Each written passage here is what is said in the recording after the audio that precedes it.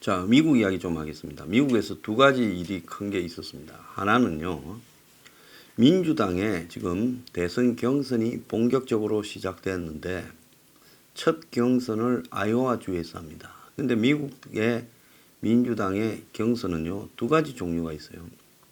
하나는 코커스라는 게 있고 하나는 프라이머리라는 게 있습니다. 자, 프라이머리는 당원, 비당원이 다 하는 거고요. 이 코커스는 당원들만 모여서 투표를 하는 겁니다. 그래서 아이오와주의 이 선거 이 방법이 복잡한데요. 그건 좀 이따 이야기하고, 어쨌든 아이오와주 코커스가 민주당의 부실로, 집계 부실로 엉망진창이 되어버렸습니다. 그래서 62%까지 개표하고 스톱돼 있다가 이제 개표가 다시 이제 조금씩 진행이 되고 있는데요. 초반에 62% 개표에서 부티지지가 조그만한 미국 인디애나주 사우스 벤드 시장을 한 30대 젊은입니다. 자, 미국의 이 군의 전쟁에 참전한 경력이 있고, 스펙은 엄친합니다.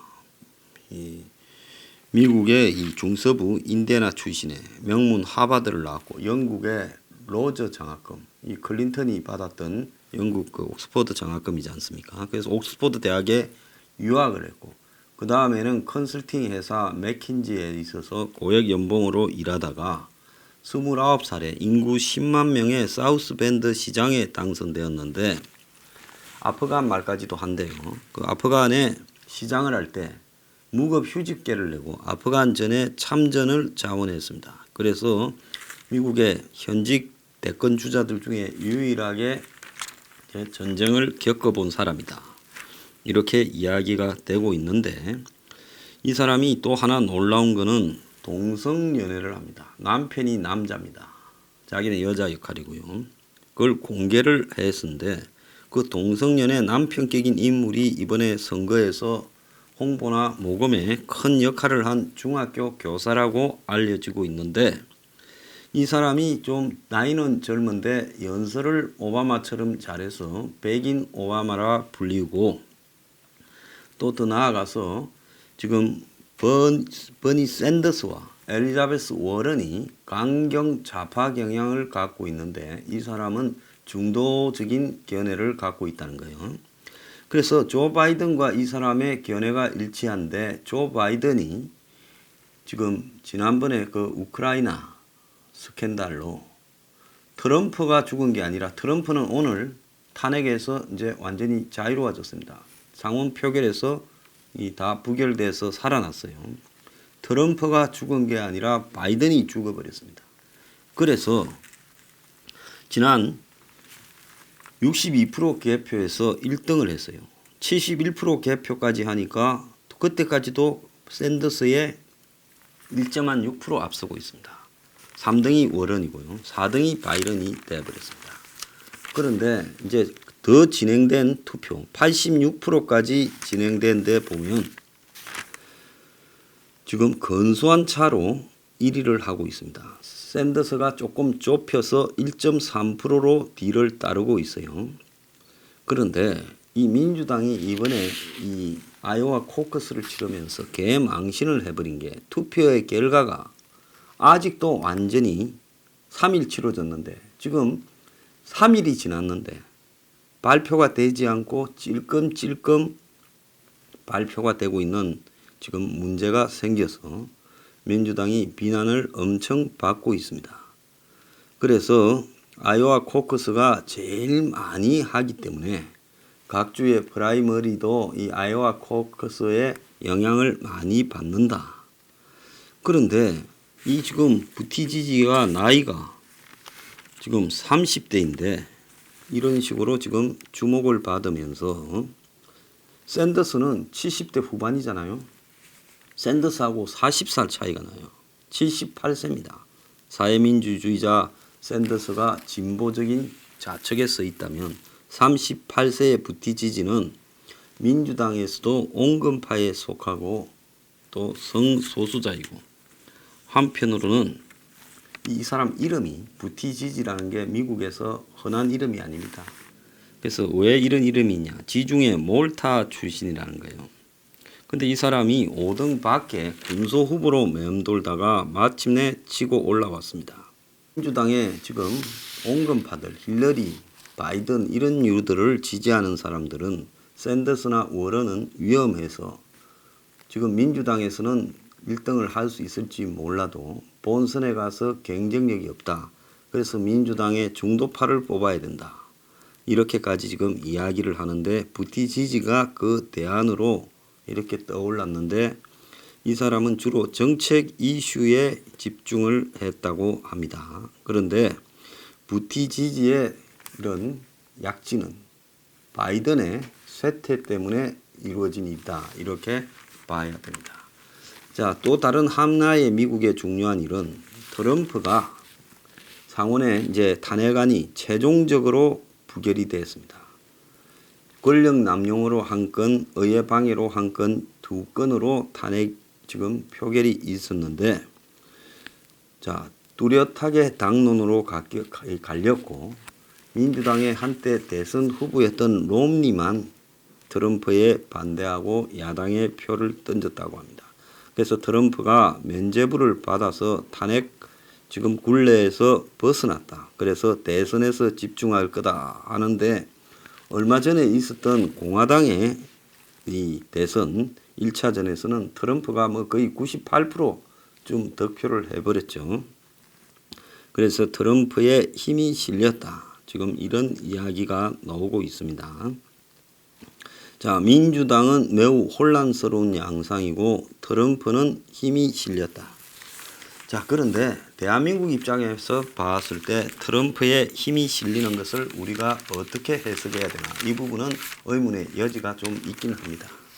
자, 미국의 복잡한 대선을요, 우리가 좀 이렇게 봐야 되는데 미국은 각 주가 선거 방법을 다르게 정합니다. 그래서 본선인 대통령 본선거에서도 대부분의 주는 대의원 한 명이라도 앞선 사람이 그 주의 표를 다 가져가는 독식인데요. 성자 독식.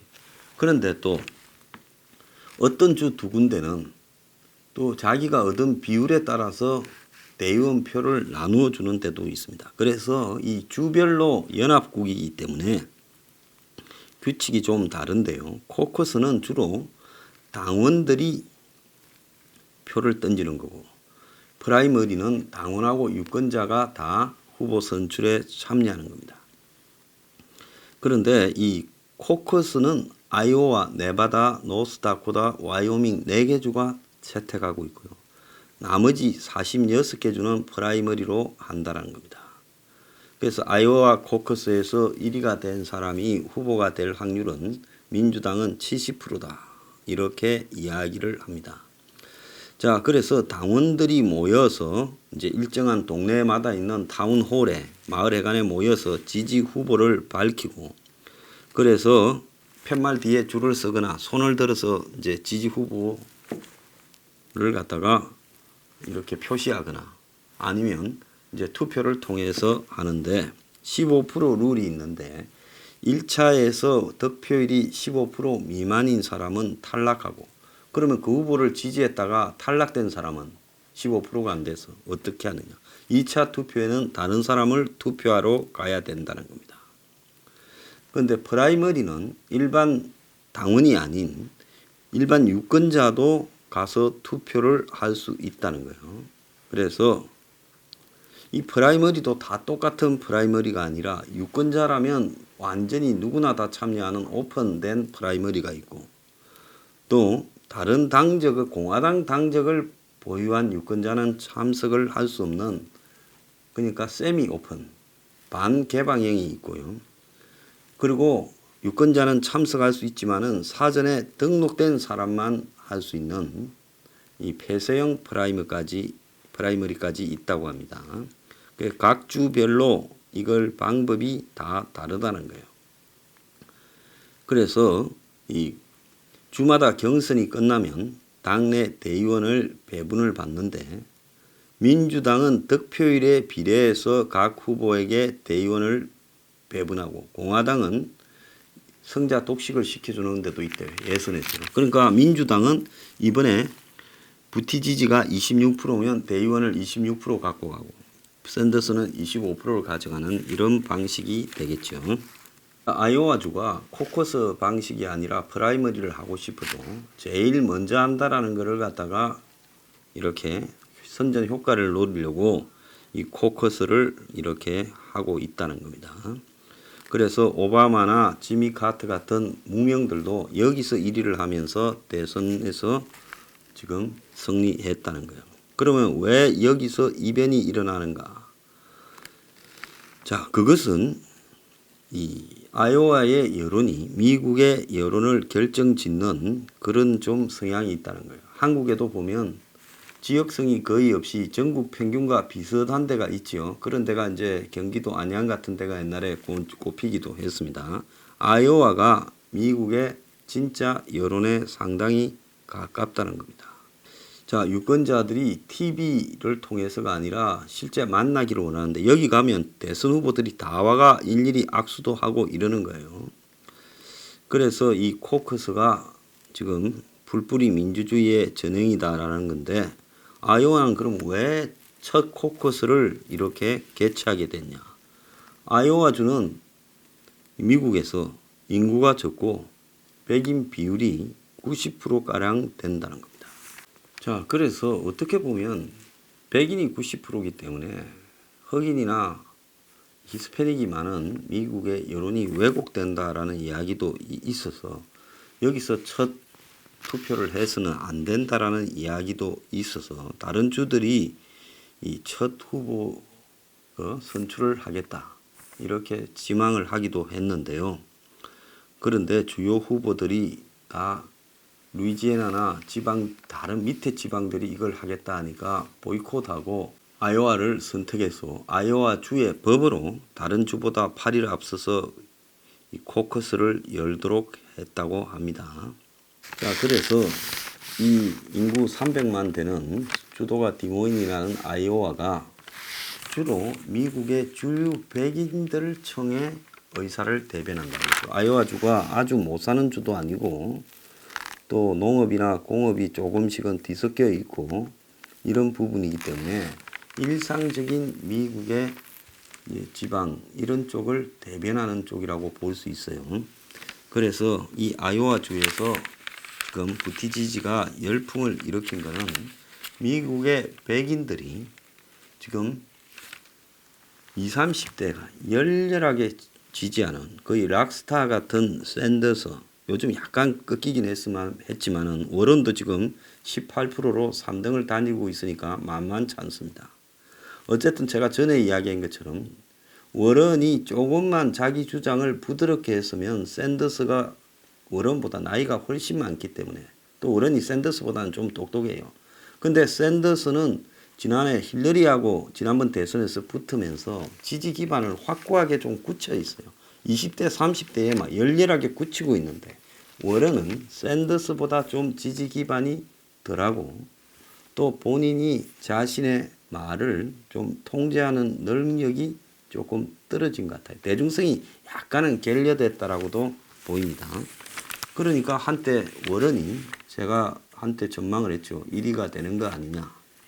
그렇게 올라갔다가 다시 또 조금 내려가고 그래서 지금 미국의 대선 순서는